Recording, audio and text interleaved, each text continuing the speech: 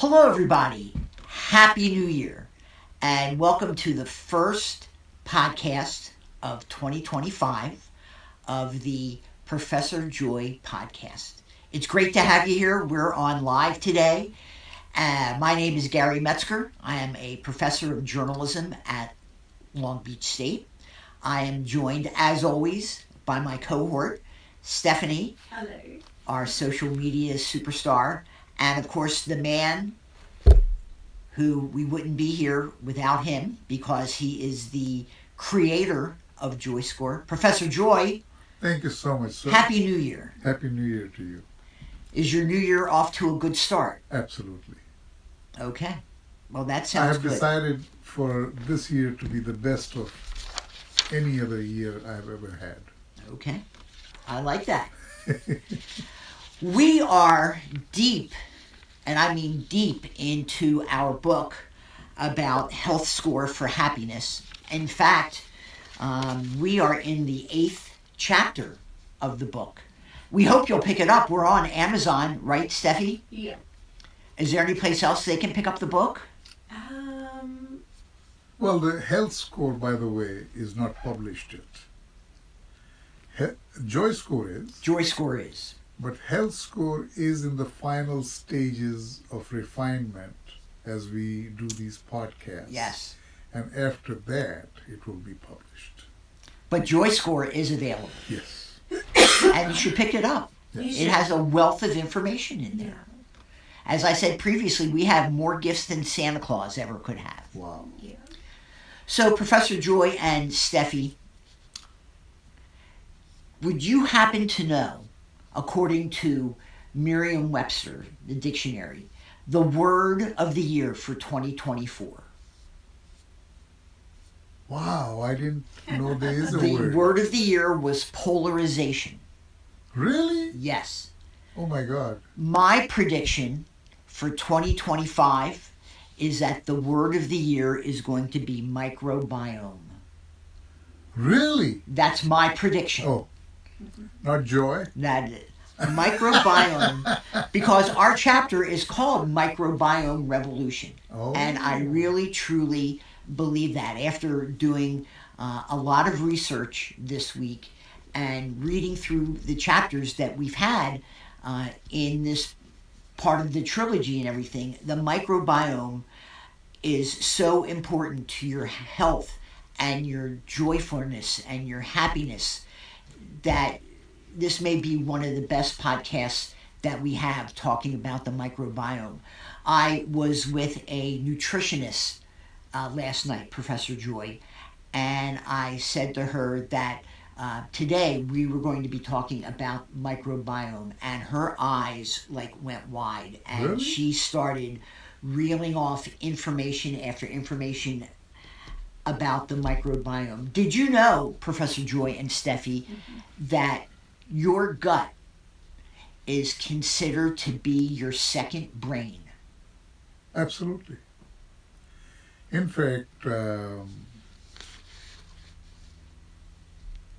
now I started learning about microbiome about 5 years ago because I said, look, we have 3 domains in our book: mind, body, and life. So what would it take to make our body perfect? And I started researching. And I went to Harvard Medical School, being the most prestigious school in the world for medicine. And I realized that they are going to have a symposium on microbiome, 3-day symposium. So I signed up and I show up there and I learned all I could about microbiome. But one thing which was interesting, I said, if Harvard Medical School is working on something, learning and talking about something, it has to be real. It can't be pseudoscience anymore. So what I learned 5 years ago, that microbiome technology is the latest health, science, technology in the world today. Amen. Because medicine that we've been practicing for hundreds of years is old news, is old fashioned, is reactive. You get sick, you go to the doctor. If doctor is paying attention, listens to you and gives you half-assed prescription. And if God is in your favor, you get well or you die. Microbiome is something different. Like you say, it's the second brain. Yes. Microbiome is based on your DNA. Now, there's another thing I want to tell you. You may already know this. Do you know where serotonin is produced? I do, but only because you have told me. Okay. And it's produced in the gut. In the gut. It's So if your microbiome is out of balance, your gut has hard time producing it. And that is the food for your brain. So, you've heard the chicken or the egg story, which one came first and on and on. Now you say microbiome and your gut is the second brain. I would tend to think it's your first brain because it supports your brain. So meaning if your gut is out of whack, your brain is out of whack. right. No, very true. And we talk about in the chapter and the research that I see that just verifies what we have in our book, talks about the gut-brain axis Absolutely. Absolutely. and how important that is. Yeah.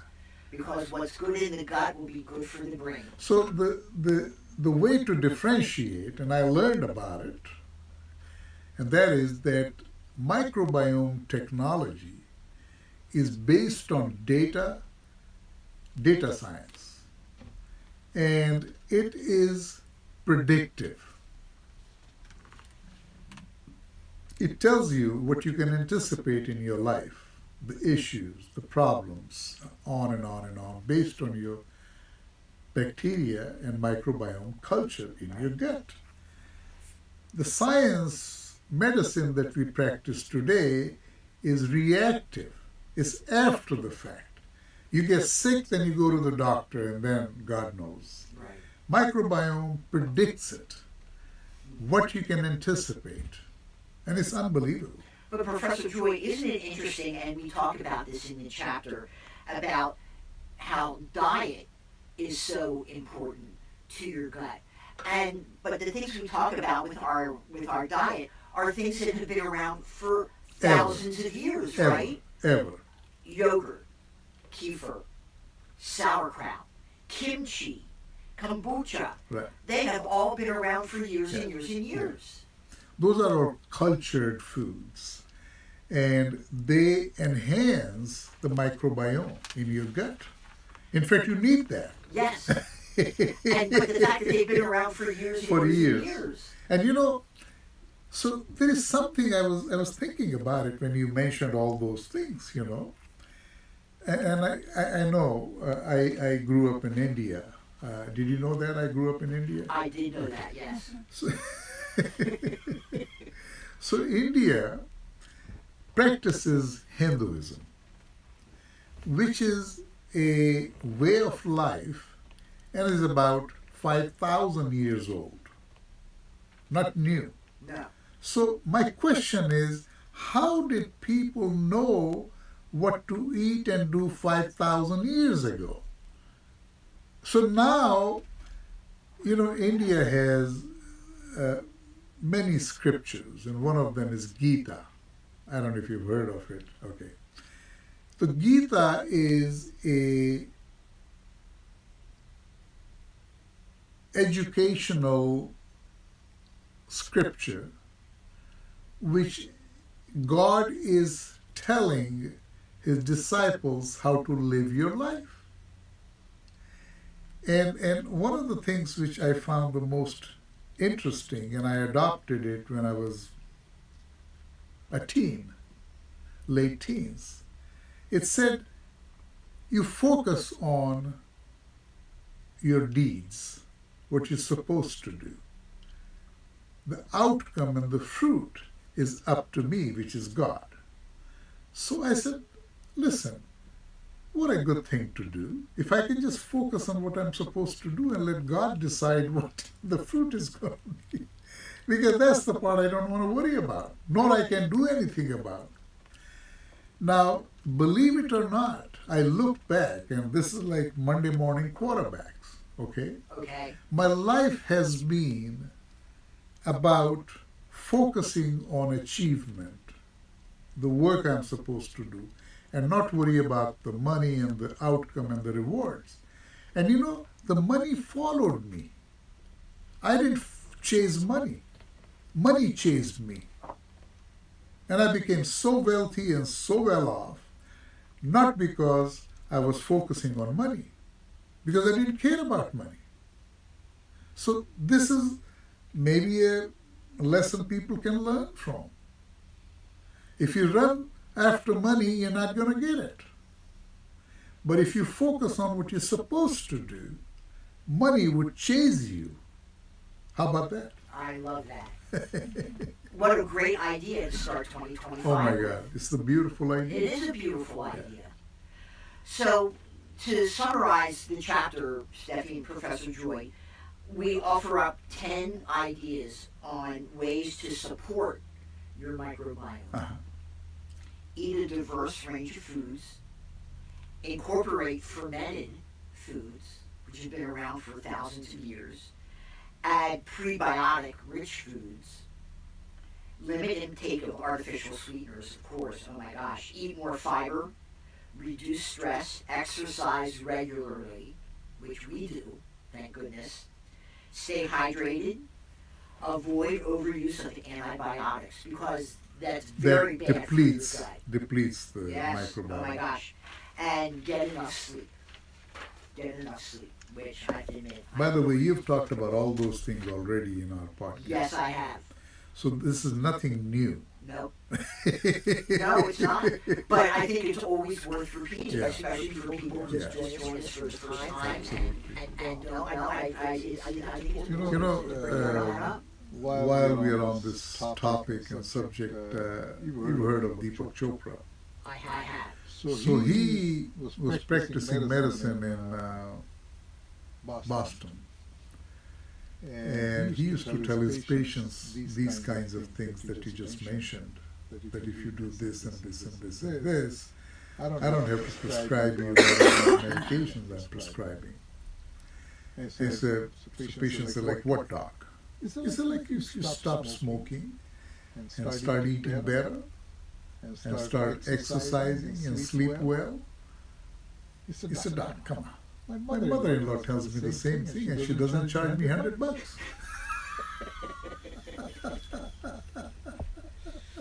But it's all true. It's all true. Can you just give a little more information on the artificial sweetness? Because I think people that are not as informed don't know. They think sugar is bad, so they think the artificial sweetener is a good I substance. think the artificial sweetener is more bad than like your sugar. They're worse. They're worse. It really is because it's all made with chemicals. Yeah. Okay. So I want to talk about it now that you asked the question. Would you allow me to? Please. Like he said, sugar is not very good. I mean, within moderation, you're okay.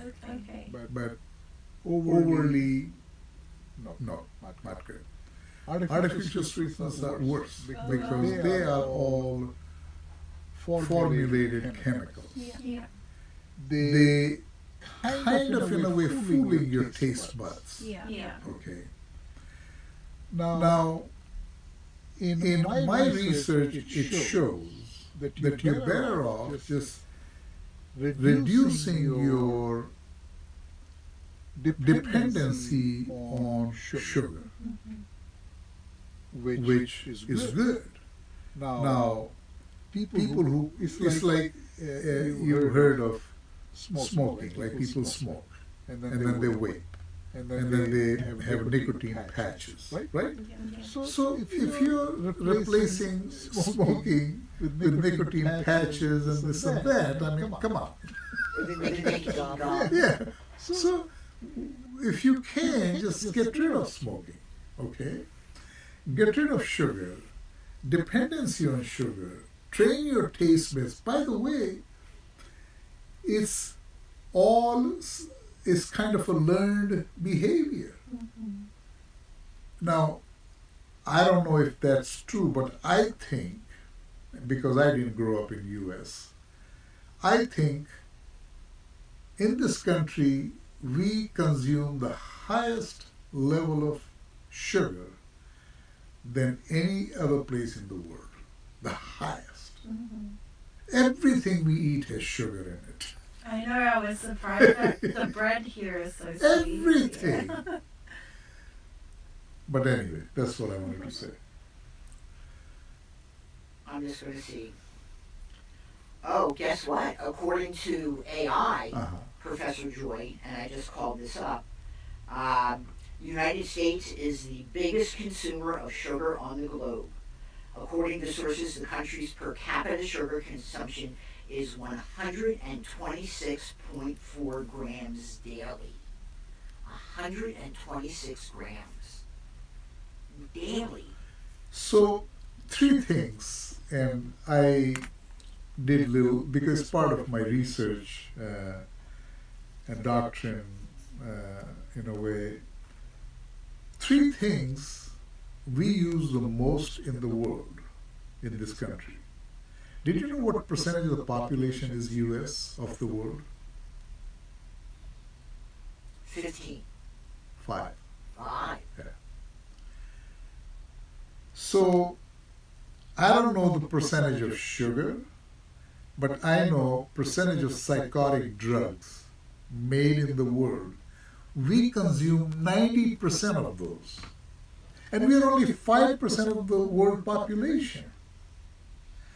We consume 30% of the oil of the world, only being 5% of the, I should say energy, not just oil. Energy in general, we consume 30% of the energy of the world, only being 5% of the world population. Right. I don't know what percentage of sugar it is, but it's very high. Yes, it was very, very high. So I'd like to share with you a little bit of research that aligns with this chapter, Professor Joy. The director of bariatric surgery at Loma Linda University says that research has begun to explore the relationship between joy and gut microbiomes, uncovering interesting connections between gut health and emotional states. And the key points from Keith Sharp's research was talked about the gut-brain axis, which we already know, microbial diversity and mood. Studies have indicated a diverse gut microbiome is associated with better mental health outcomes, including lower anxiety and depressive symptoms. Which university is that? He said Loma Linda University. Oh, Loma Linda. Yes. Okay. Increased joy and probiotics. Research has shown that probiotics, which can help maintain or restore gut microbiota balance, may improve mood and reduce feelings of stress and anxiety. And several animal studies have shown that changes in the gut microbiome can lead to alterations in behavior, including those associated with anxiety and depression, providing insights into how these mechanisms might work in humans. So this is a study with animals. Additionally, A.V. Thomas, in the journal Frontiers in Psychology, this paper discusses the mechanisms through which the gut microbiota can influence joy and emotional resilience, providing a theoretical framework for understanding the gut-brain reaction. And finally, last but not least, an article from Time Magazine, How to Use Your Body to Make Yourself Happier. The author is Janice Kaplan, who has written a New York Times bestseller called the Gratitude Diaries. Oh my God. Right? Yes. And her new book, What Your Body Knows About Happiness. So if your goal is to be happier in the year ahead, you might focus on your body rather than your mind. Really? Sit up a little straighter. Your body, huh? Yes, focus on your body rather than your mind, Professor Joy. Wow. Sit up a little straighter. Give a brief smile, even a fake one, because these tweaks will tell your brain that something good is about to happen, and you're more likely to feel positive and upbeat. Now, are you ready for this? Now that you're sitting up straighter and everything.